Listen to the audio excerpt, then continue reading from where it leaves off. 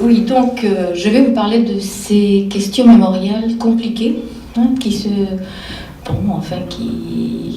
en œuvre dans l'Espagne post-franquiste, c'est-à-dire depuis plus de 30 ans en Espagne. Donc, si vous voulez, l'hypothèse centrale, et je vais voir qu'elle est bien vérifiée, c'est que donc, depuis plus de 30 ans, depuis la mort du général Franco en novembre 1975, le poids du passé conflictuel a joué un rôle déterminant en Espagne sur le processus même donc, de démocratisation, à la fois sur les stratégies et les transactions entre les élites politiques, sur les orientations institutionnelles, État et communautés autonomes, en termes de politique mémorielle, et enfin plus largement au sein de l'espace public via un large répertoire de revendications citoyennes ou de mobilisation associative. Donc, comme il a déjà été dit en termes de présentation, en Espagne, au fond, ce processus mémoriel, il est encadré par deux lois qui sont contradictoires. Une loi donc, dite loi d'amnistie, qui est une loi d'amnistie d'octobre 1977, et une loi qui a été votée 30 ans plus tard et qui propose au fond une façon de résoudre, des modalités de résolution du conflit qui sont largement contradictoires avec ce qui a été adopté précédemment. Autrement dit, en Espagne, on est face à deux grammaires de réconciliation contradictoires, et comme vous allez le voir aujourd'hui, la situation s'est encore compliquée. Bon, première étape, donc, qui, disons dans le temps, correspond à une première période, mort du général Franco, 1976, 1995, au fond 2 décennies. Alors le processus donc engagé à la mort de Franco se fondait, donc ce processus de démocratisation, il se fondait sur une volonté de changement qui était vraiment majoritairement affirmée à la fois parmi les élites politiques et puis au sein de la population, ce qu'on verra avec les votes, et en même temps, avec une conscience aiguë au sein de la société espagnole que cette société n'était pas réconciliée et que donc on était dans une situation extrêmement dangereuse, ce dont d'ailleurs les chancelleries occidentales, enfin, ce qu'elles évoquaient abondamment. Donc ce qu'il faut rappeler, c'est que la sortie de la dictature en Espagne, elle s'est réalisée dans le cadre de la légalité qui avait été définie pour garantir la pérennité du régime franquiste. Le roi Juan Carlos a accédé au trône en tant que successeur désigné de Franco, et Adolfo Suárez, qui a donc été désigné par le roi en 1976 pour conduire ce processus de démocratisation, était alors ministre secrétaire général du parti unique franquiste, El Movimiento. Donc en fait, le gouvernement qu'il a formé était en grande partie composé de membres issus du régime autoritaire. Et c'est donc dans le cadre de cette continuité institutionnelle et politique que s'est dessinée donc la voie vers une démocratie libérale, une voie qui a été négociée entre les réformistes franquistes et les forces modérées de l'opposition. Un processus qui allait s'incarner dans la Constitution de 1978. Durant donc cette première période de l'après-franquisme, une politique officielle de réconciliation a dominé la vie publique. Ça s'est concrétisé par l'octroi de grâce, la promulgation d'une première loi d'amnistie, l'adoption de mesures réparatrices en faveur du camp républicain. Mais donc la loi en fait, qui fait symbole, qui fait force, c'est cette loi d'amnistie du 14 octobre 1977, votée par un congrès des députés issus des premières élections libres en Espagne, et cette loi donne reflète la tonalité dominante de cette période de la transition. Donc, cette loi amnistie tous les délits antérieurs au 15 décembre 1976, mais elle contient également 2 articles qui instaurent l'impunité pour les actes de violence institutionnelle perpétrés sous la dictature. Donc, en fait, la loi a fondamentalement un double effet. Elle débouche sur la libération des opposants au franquisme, qui étaient encore emprisonnés, mais elle institue une sorte de point final au débat sur les responsabilités du régime antérieur. Alors des actes symboliques ont été accomplis parallèlement pour créditer d'un sens fort enfin, la volonté réconciliatrice. Je pense au retour du fameux tableau Guernica de Picasso, où le peintre avait mis comme condition l'instauration d'un régime démocratique en Espagne pour accepter le retour de ce tableau en Espagne. Des changements de dénomination de rues, de places, etc. Un certain nombre de mesures, mais disons très symboliques.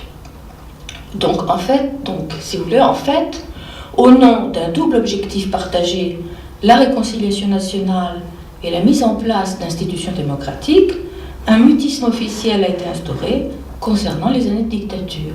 Il n'y a pas eu d'épuration, il n'y a pas eu de procès. Et ce choix s'est affiché au niveau le plus officiel, alors, dans des discours publics, mais aussi à l'heure des bilans. En 2001, le leader socialiste Felipe González, qui était donc ancien président du gouvernement, à propos de commissions de vérité qui s'étaient instaurées ailleurs, il réaffirmait sa conviction d'avoir fait le juste choix. Il disait, je cite, « Nous avons décidé de ne pas parler du passé. Si c'était à refaire avec la perspective de ces 25 ans écoulés depuis la disparition du dictateur, je le referais. Ce qui revient à dire qu'en termes historiques, le solde de notre mode de transition me paraît satisfaisant. » Alors, quel est donc cet esprit de la transition dans ces années et son contexte, qui nous permettent donc de comprendre cette adoption de cette loi mémorielle et les différentes mesures qui sont prises. Alors, la première explication qui est souvent avancée, c'est le refus de prendre le risque d'un affrontement associé à la mémoire traumatique de la guerre civile.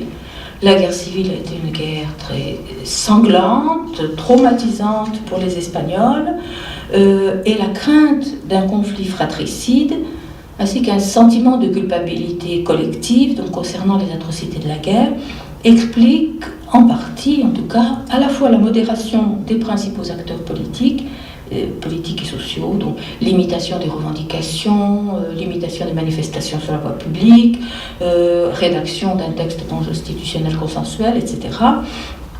Et le choix donc, d'un modèle de changement réformiste, et puis donc l'adhésion de la majorité des Espagnols à ce modèle. Bon, il faut se souvenir que la majorité de la classe politique de la transition, celle qui accède donc au pouvoir, en 1977, donc 73% des députés ont moins de 49 ans. C'est-à-dire que ce sont des gens qui, sans avoir vécu directement, en tout cas adultes, la guerre, à la fois ont perçu dans les familles, ont eu cette expérience dans l'enfance de la pauvreté, des difficultés de vie au sein des familles, y compris les silences pour les gens, disons, appartenant au camp des vaincus, entre guillemets. Et en même temps, ils ont donc reçu une socialisation sous le franquisme. Le message idéologique du franquisme était, si vous voulez, avait un double aspect dans cette propagande. D'un côté, il s'agissait évidemment de lutter contre l'image de la Seconde République, présentée comme un chaos, présentée comme ayant des effets absolument négatifs, conduisant irrémédiablement donc à la guerre. Mais d'un autre côté, très rapidement, le régime franquiste a cherché sa légitimité dans une logique de paix. C'est-à-dire une répétition, c'est la première fois que les Espagnols vivent si longtemps sans guerre, etc. Et donc, ils ont été sensibles aussi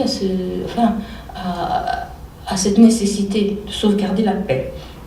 Il faut dire aussi que l'incertitude et la peur dominaient dans la société après la mort du dictateur. On a une série d'enquêtes d'opinion qui ont été effectuées entre 1966 et 1977 par les sondages les plus sérieux de l'époque, débouchant sur les rapports Foessa, qui sont les rapports de référence en Espagne, les rapports sociologiques sur l'état de la société espagnole, et qui nous montrent que la paix,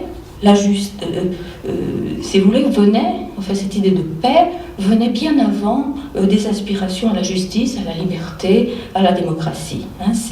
Et évidemment, c'était une préoccupation des Espagnols. Donc, si vous voulez, en résumé, il semblait que vraiment, tant les élites politiques et sociales que la population elle-même était désireux en fait, de voir s'engager un processus sans conflit et donc à opter pour la modération. Le deuxième aspect, c'est la crainte d'une réaction des militaires et de l'extrême droite. En fait, si vous voulez, le succès de la transition espagnole, il masque, en tant que processus pacifique, hein, on en a beaucoup parlé, il masque la réalité d'une certaine violence politique. Il y a des travaux aujourd'hui qui sont faits, je pense à ceux de Sophie Babi, qui montrent que la situation n'était pas si idéale, qu'il y a eu beaucoup de violence, un certain nombre de morts, et puis surtout donc une menace omniprésente de l'extrême droite. Alors on connaît la tentative du coup d'État du 23 février 80, n'est-ce pas, lorsque Tejero tient en joue enfin, le Parlement. Évidemment, ça a été filmé jusqu'à un certain moment, et donc on a vu les images dans le monde entier. Mais ce qu'il faut savoir, c'est qu'il y a eu d'autres conspirations qui ont été déjouées et qui ont été rendues publiques très tardivement. Donc, on était dans cette logique non, de rechercher enfin, des modes de gouvernance enfin, satisfaisants et non conflictuels. Et donc la prudence politique, le pragmatisme ont dominé. Et je me référerai, on développera dans la discussion si vous le voulez, par exemple cette stratégie du président Adolfo Suárez qui parvient à imposer aux militaires la légalisation du Parti communiste espagnol à la suite, disons, d'une présentation extrêmement ambiguë et d'ailleurs de pression sur le Parti communiste espagnol. Alors l'autre aspect qui joue encore pour comprendre ce contexte de l'époque, c'est le temps écoulé depuis les événements violents et un facteur générationnel. Évidemment, on n'est pas comme dans d'autres sorties de dictature, dans l'immédiat après-conflit. Les années 1936, disons 49, guerre civile 36-39, et puis la première période du franquisme extrêmement répressive. Donc beaucoup de temps s'est écoulé, donc les tensions se sont estompées. Donc comme je l'ai dit, s'est développé un petit peu au sein des anciens protagonistes, ce sentiment d'une responsabilité partagée. Et donc la représentation de la guerre civile a évolué. Bon, un chercheur qui a beaucoup travaillé sur ces questions est le sociologue Santos Julia, et il développe donc cette idée qui est largement partagée aujourd'hui, que l'amnistie est apparue comme une étape nécessaire pour enclencher un processus constituant qui allait permettre donc d'instaurer la démocratie. Il nous donne des exemples, il nous dit que durant d'ailleurs la dernière phase du franquisme, des gens qui avaient appartenu aux deux camps en guerre se retrouvaient. Bon, on connaît le fameux congrès de Munich en 1962, qui est le premier moment où les partis d'opposition de l'exil et de l'intérieur se retrouvent, toutes tendances confondues, et en fait, il est question déjà de réconciliation.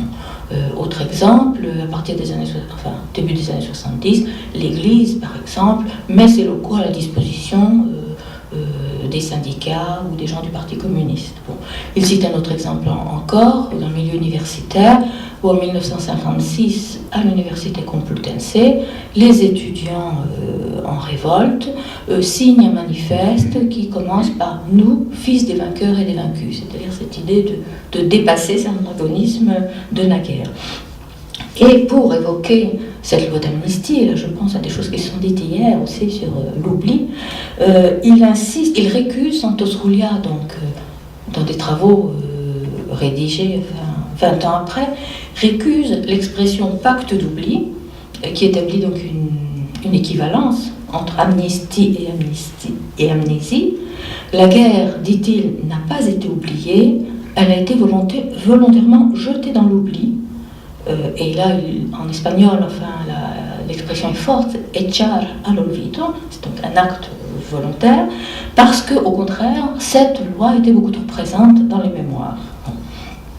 Alors, moi je pense que dans cette relecture a posteriori de la transition, de ce nouvel ère du temps, les chercheurs aujourd'hui suivent la logique de Santos Julia et chacun récuse cette expression de pacte d'oubli qui était abondamment utilisée à l'époque. Moi il me semble que, et puisqu'on a parlé des lois d'amnistie hier, donc une loi d'amnistie elle contient quelque chose de contradictoire. Bon, d'une part, par définition, elle est une injonction d'oubli. Et en Espagne, ces effets institutionnels et juridiques se sont perpétués jusqu'à nos jours. Je pense que la non-épuration des institutions juridiques, bon, l'armée s'est intervenue à partir du milieu des années 84, cette continuité au sein des institutions est une conséquence de la loi de mémoire. Et en même temps, son adoption au Cortés s'est imposée comme la condition nécessaire pour une réconciliation nationale. Et au fond, ce qui a été réellement pacté implicitement de la part des deux grands partis dominants, Parti socialiste et puis PP, c'est la décision de ne pas instrumentaliser politiquement le passé. Donc ça, si vous voulez, c'est la première étape. Et puis vers le milieu des années 90, s'est produit un changement significatif. Le silence donc, qui avait été porté sur la période franquiste et qui avait prévalu, s'est vu substitué par un ample mouvement de mobilisation citoyenne, de réappropriation mémorielle, d'appel à une justice réparatrice en faveur des victimes oubliées de la guerre civile et du franquisme. Donc ces mobilisations relayées par les partis de gauche dans l'opposition, qui sont retrouvés dans l'opposition à partir de 1996, donc exercent une pression permanente sur les pouvoirs publics. Et il mobilise l'opinion par des actions fortement médiatisées. C'est principalement autour de la question des disparus des fosses communes que c'est cristallisé la mobilisation mémoriale en Espagne. Alors se crée une association pour la récupération de la mémoire historique, ARMH, qui est fondée par le petit-fils d'un fusillé, Emilio Silva, et qui, avec l'appui de familles, va lancer une série d'exhumations dans tout le pays en parvenant à donner un très large écho à son entreprise. Et puis son action, il va donc réaliser une action très emblématique, très médiatisée, qui est un recours auprès de l'ONU. Sur la base de la déclaration de la protection de toutes les personnes contre les disparitions forcées de 1992, dont l'Espagne est signataire, il va donc tenter de faire pression sur le parti politique au pouvoir, qui est résolument hostile à toute condamnation du franquisme. Alors, ceci entraîne de grands débats, de grands remous dans la presse, et au fond, pour neutraliser cette question, en novembre 2002, la Commission constitutionnelle du Congrès des députés, donc à majorité de droite, va voter une déclaration institutionnelle donc du Parlement espagnol de condamnation du coup d'État du 18 juillet 1936, en pensant, au fond, mettre un coup d'arrêt à ces revendications qui montent. Le champ des réappropriations mémorielles et de la justice réparatrice ne se limite pas à la question des disparus. De très nombreux collectifs de victimes du franquisme exigent que ces victimes ignorées par l'Espagne officielle soient rétablies en droit, dans leur dignité. On va dire que les principales revendications se focalisent sur le regroupement et l'accès aux archives de la guerre civile et de la répression, la prise en charge par les autorités des exhumations, des fosses communes, l'annulation des jugements sommaires qui avaient été prononcés par les tribunaux franquistes, et encore le retrait des symboles franquistes dans l'espace public. Alors, une seconde étape s'amorce avec, en 2004, l'arrivée, le retour du Parti socialiste au pouvoir, qui était donc dans l'opposition depuis 1997 et qui est le principal vecteur avec la gauche unie de ces revendications mémorielles, de ces demandes de justice rétroactive, donc les élections de 2004 qui portent José Luis Rodríguez Zapatero au gouvernement. Alors celui-ci et son équipe multiplient les actes symboliques, déboulonnage de la dernière statue de Franco, présence lors de cérémonies de la fête nationale de personnes issues des deux camps autrefois en guerre, mais surtout nomination d'une commission pour l'étude de la situation des victimes de la guerre civile et du franquisme, en charge donc de faire des propositions et de proposer un nouveau projet de loi. Alors, si vous voulez, contrairement à la première période, la récupération de la mémoire de la guerre et du franquisme a été posée comme une priorité. De par l'implication personnelle de Zapatero, par exemple, une déclaration: dans le bagage essentiel qui m'accompagne se trouve le testament de mon grand-père, un homme qui a lutté et est mort en défendant les valeurs de la démocratie durant la guerre civile espagnole. Paix, pardon et justice, disait-il, ces trois mots réconciliateurs constituent son héritage. Mais aussi, donc, implication de Zapatero, mais aussi parce qu'au fond, ce parti socialiste qui arrive au pouvoir dans cette logique, vous vous en souvenez, des manifestations du non à la guerre en Irak, etc., au fond, cette mouvance a le sentiment d'avoir contracté une dette envers ses alliés de la gauche unie, très proche, héritier des partis communistes, et au fond de ne pas avoir donné satisfaction aux victimes du franquisme. Alors, une loi de mémoire historique, donc, un projet de loi est proposé par cette commission. C'est très compliqué. Il y a une première mouture qui sort, qui met le pays, enfin, en tout cas les médias, en ébullition, avec l'insatisfaction de tous. Et à part les gens proches de la mouvance socialiste, à gauche, on considère qu'on ne va pas assez loin. On parle d'un projet décaféiné, descafeinado. Et à droite, on considère qu'on remet tout, on revient sur la transition. Tout ceci est extrêmement débattu, les formulations sont très maladroites, il faudra encore un an ou deux avant que des amendements, des négociations politiques permettent d'arriver à un certain consensus. Et donc cette loi, elle est votée le 31 octobre 2007, en ralliant donc les suffrages de cette partie. Alors les principaux volets de la loi, bien, c'est une condamnation du franquisme qui est réaffirmée, une reconnaissance des victimes qui pourront demander, en tout cas leurs héritiers, des déclarations de réhabilitation, l'affirmation de l'illégitimité des tribunaux franquistes. Ce sont les tribunaux d'exception qui ont été créés durant la guerre civile et qui visaient donc à condamner les opposants. Donc ces tribunaux sont considérés comme illégitimes. Un accès libre aux archives, ou en tout cas facilité aux archives, une nationalité espagnole accordée aux enfants et petits-enfants d'exilés, cette décision de retirer de l'espace public les symboles qui exaltent donc le franquisme, et cette décision également d'apporter le concours du gouvernement et des administrations aux exhumations de fosses. Alors ce qui est intéressant à noter, ce sur quoi je vais insister, c'est le fait que cette commission interministérielle puis le législateur se sont refusés à envisager une annulation des sentences qui ont été prononcées par les tribunaux militaires, donc qui avaient été mises en place, et à l'origine, selon l'historien Casanova, de 50 000 condamnations à mort, ou même une révision des jugements édictés à l'époque.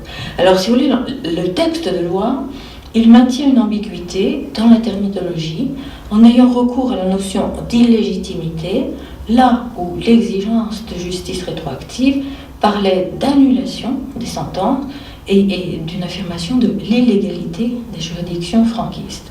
Et au fond, ça nous indique un seuil que les autorités se refusent à franchir.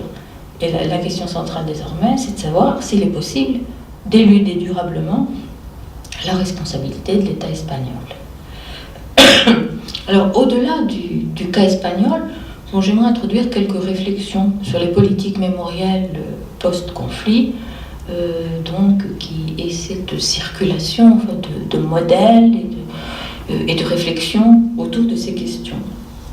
Alors, le premier aspect, c'est ce que j'appelle la déterritorialisation des approches. C'est le fait qu'il y ait une circulation, il y a des apports qui viennent de certains lieux, en l'occurrence surtout l'Amérique latine, qui sont importés, également l'entrée en jeu du droit international. Donc face à l'attentisme des pouvoirs publics qui diffère la diffusion du rapport de cette commission puis ensuite l'adoption de la loi, on a pu observer l'entrée en jeu de références ou d'injonctions internationales. Donc, l'annonce très médiatisée que je viens d'évoquer, qui avait été faite en 2002 par l'ARMH, d'une démarche auprès de l'ONU, a signifié une nouvelle façon de penser le thème de la justice rétroactive en Espagne. Cette irruption dans l'espace public de la question des fosses communes n'a pas eu seulement un effet politique déstabilisateur en révélant au grand jour les ambiguïtés du consensus, entre guillemets, qui avait donc fondé la démocratie espagnole.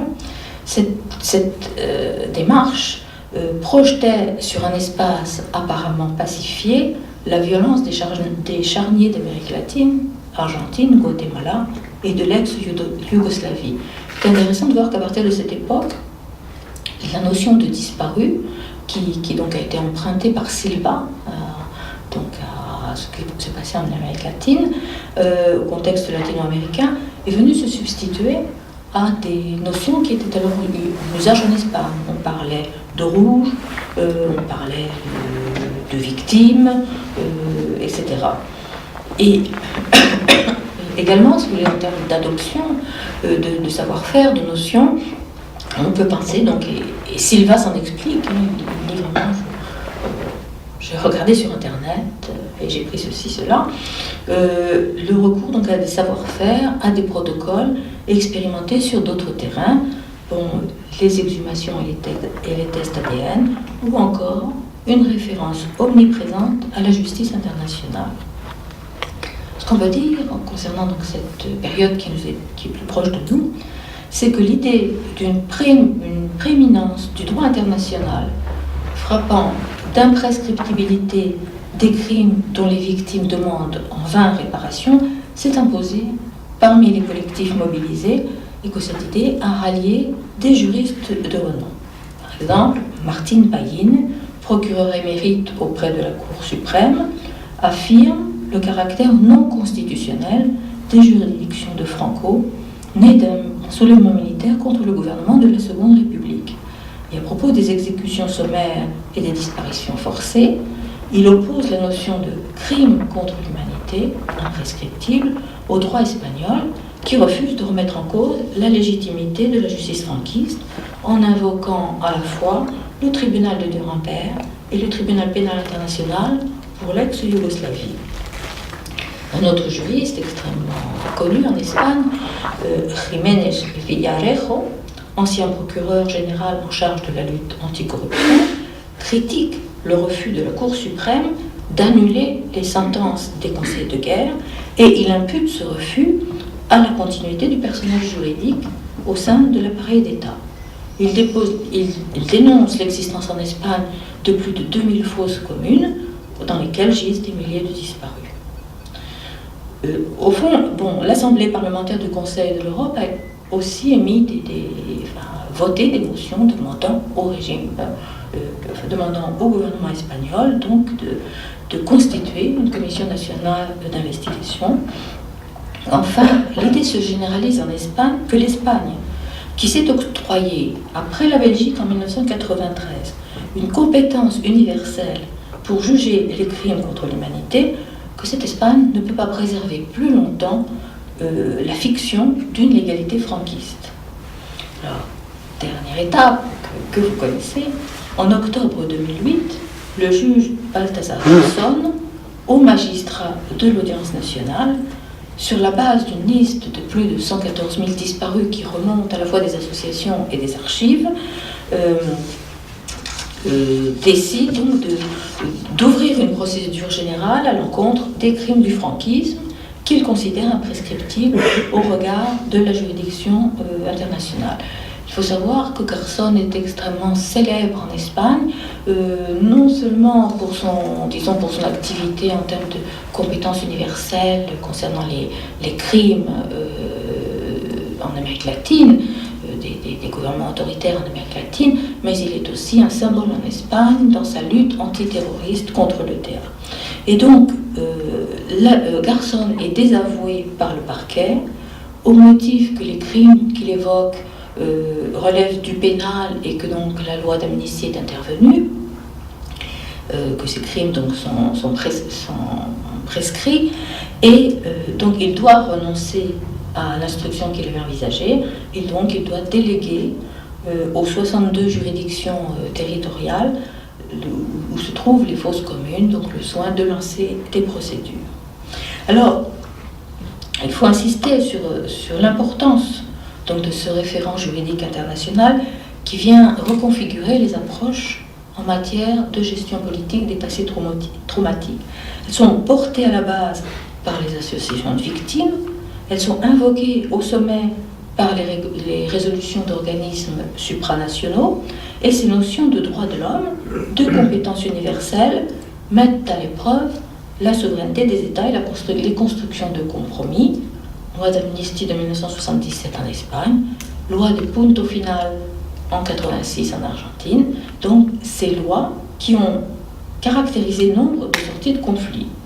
C'est finalement, si vous voulez, la pérennité de grammaire de réconciliation qu'on a longtemps considérée comme exemplaire qui se voit interrogée.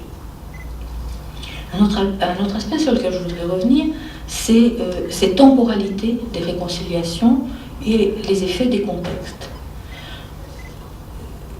Le modèle espagnol de transition, donc, qui a été fondé sur le consensus et l'amnistie, a permis l'instauration d'institutions démocratiques dont la stabilité est acquise. Il y a eu depuis 4 élections, 4 alternances politiques en Espagne, et ça a fonctionné. Et évidemment, un ancrage de l'Espagne au sein des nations occidentales. Et pourtant, la société espagnole est toujours divisée quant à l'interprétation de son passé et quant aux politiques publiques à mettre en œuvre pour sortir en fait, de cette impasse. Au fond, ce qu'on peut dire, c'est que ce modèle espagnol a fait long feu et par un effet boomerang, les questions qu'on croyait apaisées, résolues ou apaisées du moins, réinvestissent, enfin envahissent le champ sociétal, au fond, au sens où Conan et Rousseau nous parlaient à propos de la France, de Vichy, d'un passé qui ne passe pas.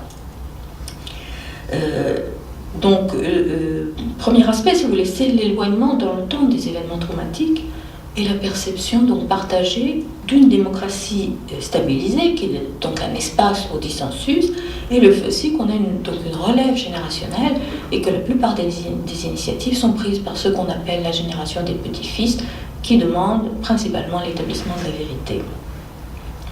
Donc ceci dessine un contexte en Espagne, un contexte sociétal beaucoup plus favorable donc à la levée du silence qui a été porté sur la guerre, sur la répression, et c'est d'ailleurs tout à fait confirmé par des études. Au moment où la première mouture de la loi de mémoire est sortie, il apparaissait qu'une très grande majorité des Espagnols étaient favorables donc à la localisation des fosses communes, à une réhabilitation de toutes les victimes. Toutefois, si vous voulez, le changement qu'on observe à partir du milieu 90 ne se réduit pas à une évolution des représentations collectives dans un contexte pacifié. Entre en ligne de compte des dissonances temporelles entre la sphère politique et institutionnelle, les mobilisations catégorielles et les familles demandeuses de justice, donc à la raison d'État qui privilégie la lenteur décisionnelle s'oppose l'action des partis politiques et des associations sur le terrain, ou la prise de parole des témoins et ou des victimes dans l'urgence des fins de vie. Enfin, on peut évidemment penser à la France et à tout ce processus mémoriel donc, qui s'est passé depuis la fin de la Seconde Guerre mondiale. L'analyse se doit d'intégrer d'autres variables, telles les enjeux politiques du présent et les stratégies partisanes qui pèsent évidemment sur ces décisions. Alors, j'en donnerai 2 illustrations. En 1977, l'existence d'un terrorisme basque, celui de l'ETA, et le poids de l'armée ont pesé sur l'exclusion de certaines catégories. On a exclu du bénéfice de cette loi d'amnistie les militaires de l'Union démocratique qui s'était constitué en 1974. C'est un mouvement minoritaire parmi les militaires en Espagne qui, qui est un peu sous l'influence des événements au Portugal, prétendait au sein des militaires insuffler un courant démocratique, et également les membres de la guérilla antifranquiste. Ces groupes ont été exclus de la loi d'amnistie. Et concernant donc ce tournant mémoriel des années 90, au fond, l'élément majeur qui est avancé par les politistes, c'est l'idée que les 2 grandes formations politiques mettent fin à leur accord donc de ne pas instrumentaliser le passé et se réapproprier leur filiation. Un exemple parmi d'autres, l'hommage au survivant des brigades internationales, donc en 96 à Madrid, d'un côté, et d'autre part, la béatification des martyrs, entre guillemets, du camp national de l'autre. Donc, si vous voulez, là, cet accord tacite de non-instrumentalisation du passé éclate. Et ce qui est évidemment intéressant de noter, c'est que donc, cette façon de revenir, donc cette politique étatique, émane finalement du même parti politique, puisque c'est la première phase du Parti socialiste sous la conduite de Felipe González, et ensuite on est donc sous un parti socialiste sous la conduite de Rodríguez Zapatero. Alors, dernière étape, en somme, l'arrivée au pouvoir du Parti populaire, voici un an. Parti populaire hostile à la loi de mémoire et à ses implications. Cette arrivée au pouvoir du Parti populaire, conjuguée à la grande crise, à la sérieuse crise économique, socio-économique que connaît l'Espagne, que vous connaissez actuellement, tout ceci a relégué à l'arrière-plan les revendications des victimes du franquisme. Et cependant, ce constat d'impasse et l'indignation engendrée chez certains par l'exil en Colombie du juge Garzón interdit d'exercer en Espagne. Il y a eu une série de manœuvres politiques, juridico-politiques très compliquées qui ont fait que Garzón a été condamné sur une autre affaire, une histoire d'écoute téléphonique dans une affaire de corruption, qui donc a conduit à sa radiation provisoire, une vingtaine d'années, enfin un temps considérable, qui consiste donc à l'exclure de fait de l'exercice de sa fonction en Espagne. Il est donc, je crois qu'actuellement, il est en fonction en Colombie. Donc cette indignation, enfin ce sentiment donc d'impasse, a conduit très récemment un certain nombre de personnes à élaborer un projet de commission de vérité.